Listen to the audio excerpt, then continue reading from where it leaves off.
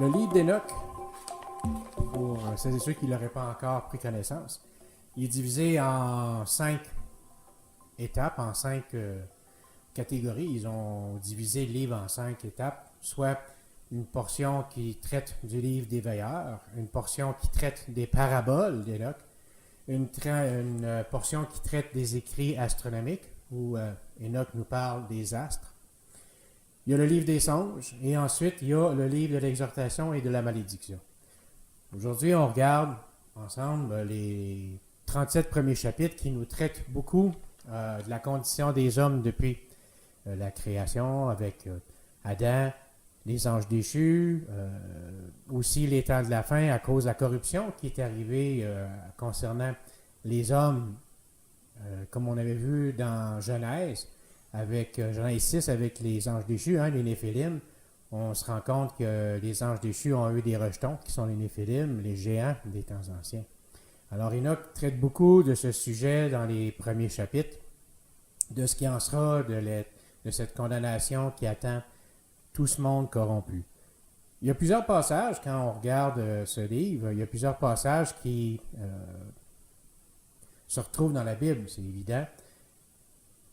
Par contre, je n'énumérerai pas tous les passages ensemble, mais si on regarde simplement le chapitre 1er d'Enoch, on peut le lire rapidement ensemble, on peut voir qu'il y a plusieurs références, autant dans les évangiles, dans l'Ancien Testament, que dans le livre des Révélations de Jean. Alors,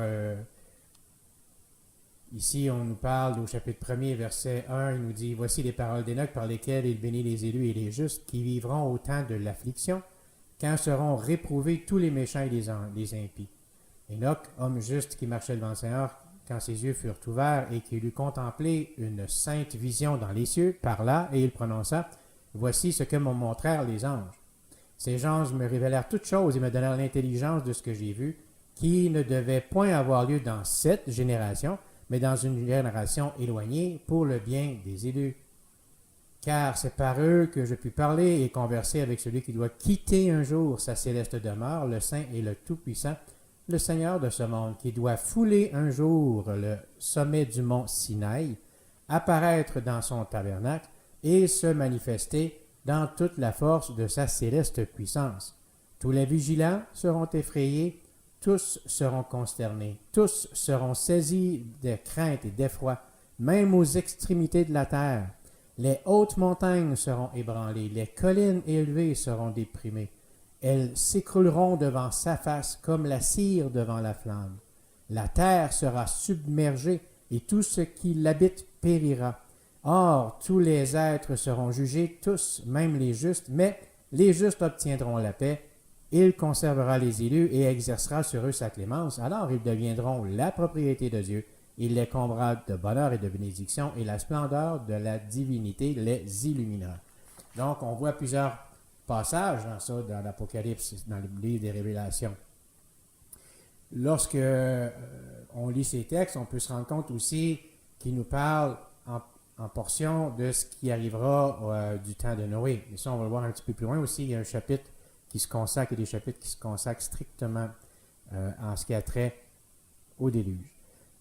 Dans ma lecture du texte en anglais, comme je l'exprimais dans la première vidéo du livre d'Enoch, on y voit le mot « watchers » qui apparaît souvent. « Watchers » dans le texte français, ici, dans le texte qu'on a entre les mains, il était traduit par « vigilant ». Plusieurs passages, plusieurs versets sont traduits par le mot « vigilant », alors qu'en anglais, on parle de « watchers ». Les watchers, les vigilants, en fait, ce sont des anges. Ce sont des anges qui ont une responsabilité de gardiens, donc des veilleurs. C'est des gens qui ont à garder et à veiller sur des ministères, si on peut appeler ça comme ça, qui leur ont été donnés. Parmi les anges, on en a qui ont gardé leur demeure céleste, qui ont gardé leur rang, leur dignité. Par contre, il y en a d'autres qui ont rejeté, qui ont abandonné leur résidence. Comme on peut voir dans le livre des Genèse, les anges qui étaient déchus, qui sont venus sur la terre, qui n'ont pas conservé leur rang céleste. On voit vraiment la distinction des deux, vigilant, parce que le même mot est utilisé autant le mot vigilant pour les anges qui ont conservé leur rang que les anges qui ont été déchus, qui ont préféré abandonner pour venir sur la terre. Et ensuite, on connaît l'histoire avec la Genèse 6 où ils ont eu des enfants avec les femmes des hommes. Alors, regardons ensemble le chapitre 12 où on peut voir la distinction entre les anges qui ont conservé leur rang et les anges qui, eux, ont été déchus de leur citoyenneté. Alors, chapitre 12 du livre d'Énoch, avant l'accomplissement de toutes ces choses, Énoch fut enlevé de la terre, et personne ne sut où il avait été enlevé, ni ce qu'il était devenu. Tous ces jours, il les passa avec les saints et avec les vigilants. Moi, Énoch, je bénissais le grand Seigneur, le roi de paix, et voici, les vigilants me nommèrent Énoch, le scribe.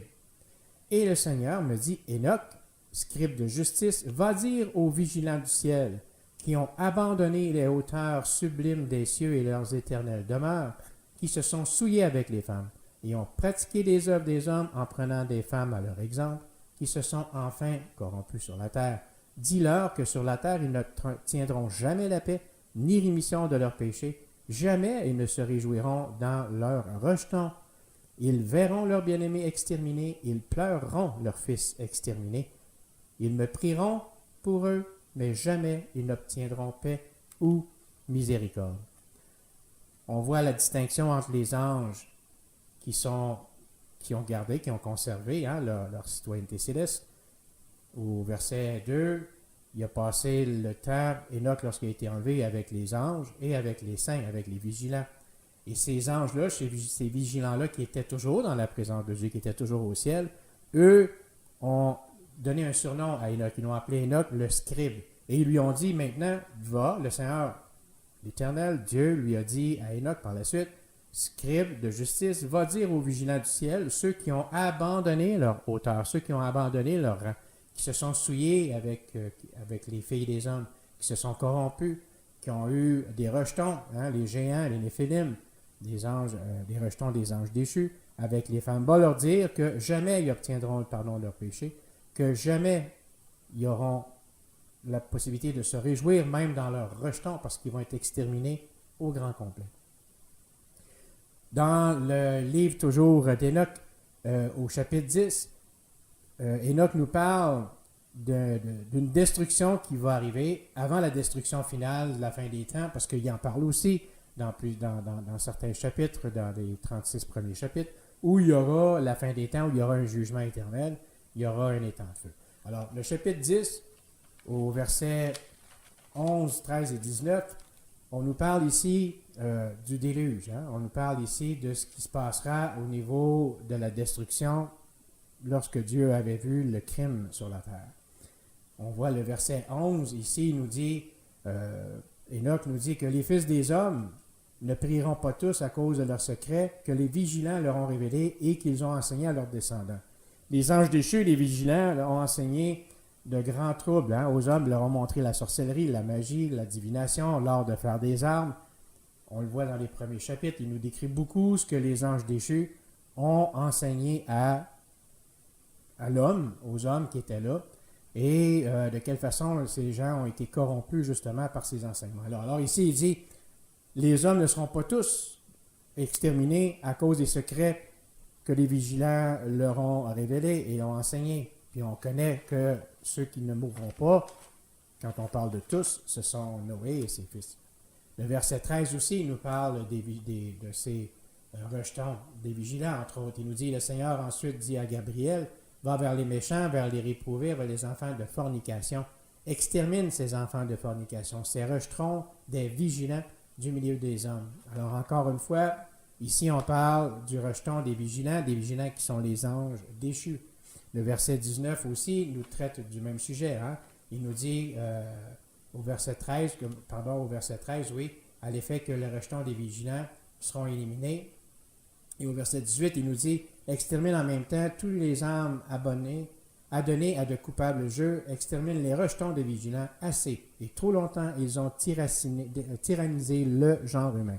Alors oui, ils ont persécuté le genre humain. Les hommes étaient troublés par la mort qui les attendait. On voyait dans le livre des Nombres, pour celles et ceux qui ont suivi la série de vidéos sur les anges déchus, Dans Nombre, on nous parlait dans Nombre du fait que lorsque les espions sont entrés en Canaan pour aller voir ce qui attendait le peuple d'Israël à leur sortie du désert, sous les ordres de Moïse, ils sont revenus et ont dit « Waouh, on n'ira pas là. » Il y en a 10 qui n'ont pas aimé ça. Ils ont dit « On n'ira pas là. » C'est des gens qui sont des géants et ils dévorent le peuple. Le peuple est dévoré par les géants. Alors ici, on le voyait, c'est terrible de la façon dont ces gens ont tyrannisé le genre humain que Enoch nous dit. Et on comprend par là que lorsque, dans Nombre 13, on nous parle que les géants dévoraient les hommes, c'est certain que les gens avaient la crainte de ce qui les attendait lorsqu'ils voyaient ces géants arriver tout près d'eux. Au chapitre 14, Enoch reçoit une révélation, celle qui est réservée aux anges déchus. Les anges déchus vont vers Enoch pour lui demander d'intercéder auprès de Dieu pour être en mesure d'obtenir rémission de leurs péchés. Par contre, on a vu tout à l'heure, dans la lecture précédente, qu'il n'y aura pas de pardon pour ces gens-là. Alors, au chapitre 14 du livre d'Enoch, il reçoit la révélation du jugement qui est réservé aux anges déchus. Et il nous dit au verset 4, si on regarde le verset 4 du chapitre 14, « Ainsi désormais vous ne monterez plus au ciel et sur terre, vous serez enchaînés aussi longtemps qu'existera le monde lui-même. » Donc, verset 4 du chapitre 14 nous dit que les anges vont être enchaînés aussi longtemps que le monde existera. Donc, aussi longtemps que la terre va durer dans le temps, ces anges-là seront enchaînés. Est-ce qu'on peut voir dans ça un passage très précis dans Jude? Si on regarde le verset 5 et 6 de l'Évangile de Jude, on nous dit, pas l'Évangile, pardon, mais dans l'Épître de Jude, il nous dit au verset 5, ici, il dit « Je vais donc vous remettre en mémoire, bien que vous saviez cela, jadis comment le Seigneur ayant sauvé le peuple hors du pays d'Égypte, détruisit ensuite ceux qui ne crurent pas, et les anges qui ne gardèrent pas leur première condition, mais abandonnèrent leur propre habitation, il les a réservés dans des chaînes éternelles sous l'obscurité jusqu'au jugement du grand jour. » Alors, Jude confirme ce que Enoch nous disait déjà avait été prophétisé. On comprend que le livre d'Enoch a été écrit avant Jude. Donc, Enoch, ici au verset 4 du chapitre 14, il nous le dit, que ces gens-là, ces anges-là, déchus, ces vigilants, ne monteront plus au ciel, mais ils seront enchaînés aussi longtemps qu'existera le monde lui-même. Je disais, il y a des anges, on parle de gardiens, on parle des anges qui ont une mission. Et au chapitre 20 d'Enoch, du livre d'Enoch, Enoch nous donne le nom des anges qui ont un ministère important. On parle ici de 7 anges. Alors, il dit, de 6 anges, pardon. Alors ici, il nous dit le nom des anges qui veillent. Il y a Uriel, un des saints anges qui préside au cri et à la terreur. Raphaël, un des saints anges qui préside aux esprits des hommes. Raguel, un des saints anges qui punit le monde et les luminaires. Michaël, un des saints anges qui préside à la vertu des hommes et commande aux nations. Sarakiel, qui est un des saints anges qui préside aux enfants des hommes qui pêchent. Et Gabriel, un des saints anges qui préside sur Il-Kissat, sur le paradis et sur les chérubins. Il-Kissat, ici, c'est l'enfer. Alors, oui, encore une fois, on reconnaît qu'il y a des anges qui nous sont aussi cités dans la Bible. Michaël et Gabriel.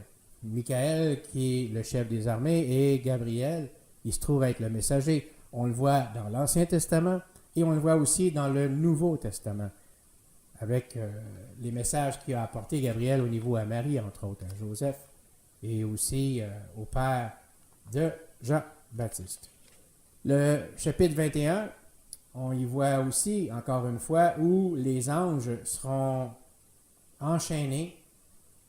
Ces anges qui sont des étoiles, les anges et les étoiles, dans l'Apocalypse, il nous parle, quand Jésus même dit « Voici, je vis Satan être précipité sur la terre », on voit dans l'Apocalypse, dans le livre de Révélation, où Jean voit le dragon qui dans sa queue entraîne un tiers des étoiles. Alors c'est un tiers des étoiles, donc des anges, qui est entraîné dans sa queue, dans sa chute.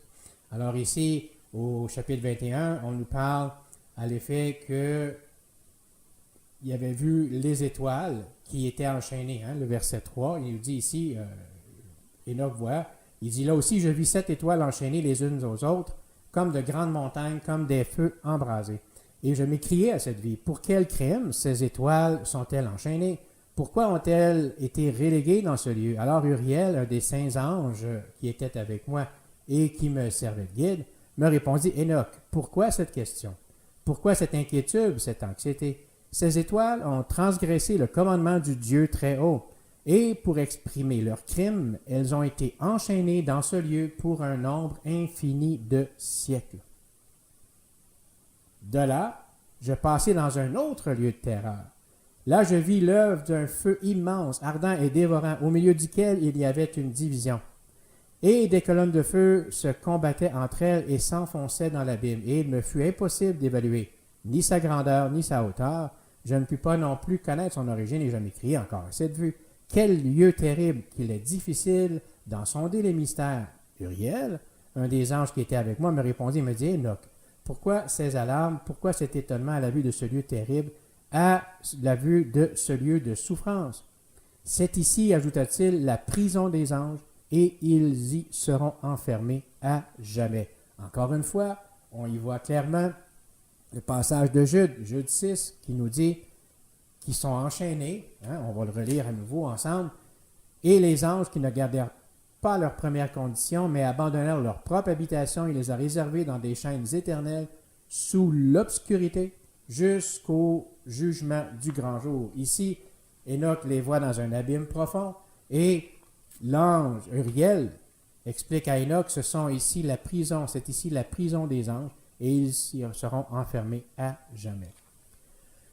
Le mot vigilant, le mot veillant, vigilant, on s'entend que c'est un synonyme. Si on parle de quelqu'un qui agit avec vigilance, c'est quelqu'un qui va veiller, qui va surveiller pour s'assurer qu'il n'y arrivera pas quelque chose, là, parce que justement, s'il y a une responsabilité de veiller sur un bien quelconque, il va s'assurer à ce que ce bien-là soit préservé dans son entité.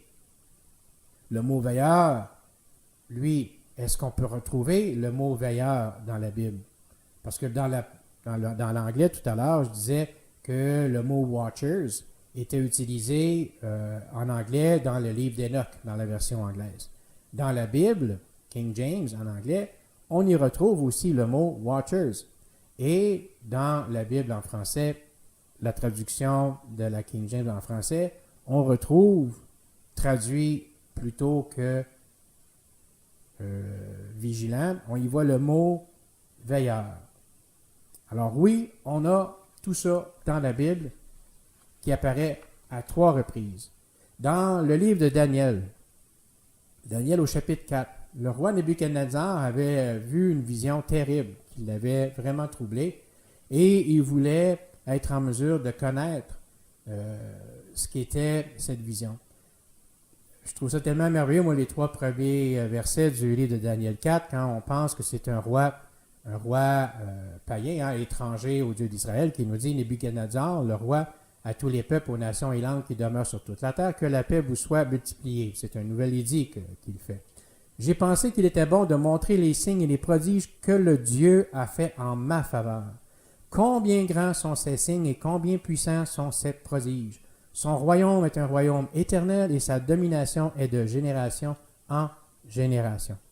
C'est merveilleux, non, d'entendre ça de la part d'un roi païen, un roi qui n'est pas de descendance, qui est de la descendance d'Israël, élever le nom de Dieu de cette façon-là. Donc, dans son édit, il dit, moi, Nebuchadnezzar, j'étais tranquille dans ma maison, dans mon palais. Il y a eu un rêve qui l'a effrayé. Ce rêve, pour être en mesure d'en obtenir l'interprétation, il a écrit un décret demandant aux magiciens, les astrologues, de tous les Chaldéens et les devins qui étaient là, de pouvoir obtenir une interprétation du rêve. Et il leur avait même expliqué ce qu'il y avait eu dans son rêve au chapitre 4.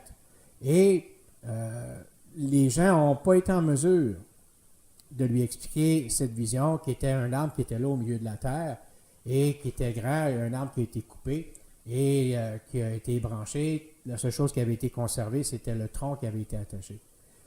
Mais c'est sûr qu'on ne rentrera pas dans cette vision-là et l'interprétation que Daniel en avait fait, parce que Daniel a été celui qui a réussi à offrir à Nebuchadnezzar cette révélation. Mais dans sa vision qu'il a eue, il nous parle justement de ces veilleurs, de ces vigilants, de ces anges.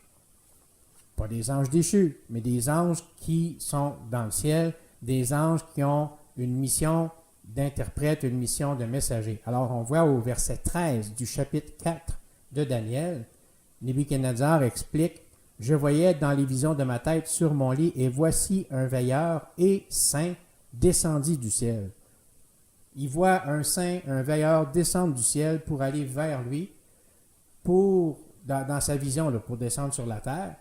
Et cet ange-là crie à battre l'arbre, couper les branches, secouer les feuilles, disperser son fruit, etc.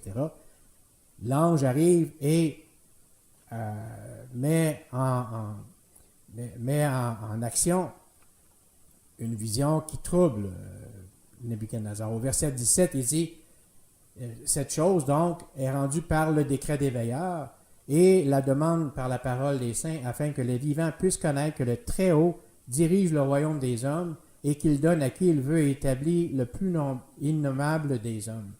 Donc, c'est un peu l'explication aussi que l'ange donnait du fait que les veilleurs ont exprimé le fait qu'il y aurait un cœur qui sera changé dans le roi qui était là, parce que cette prophétie, cette vision, ça s'accomplissait avait été donnée pour Nebuchadnezzar comme un signe de ce qui arriverait, lui, de son règne.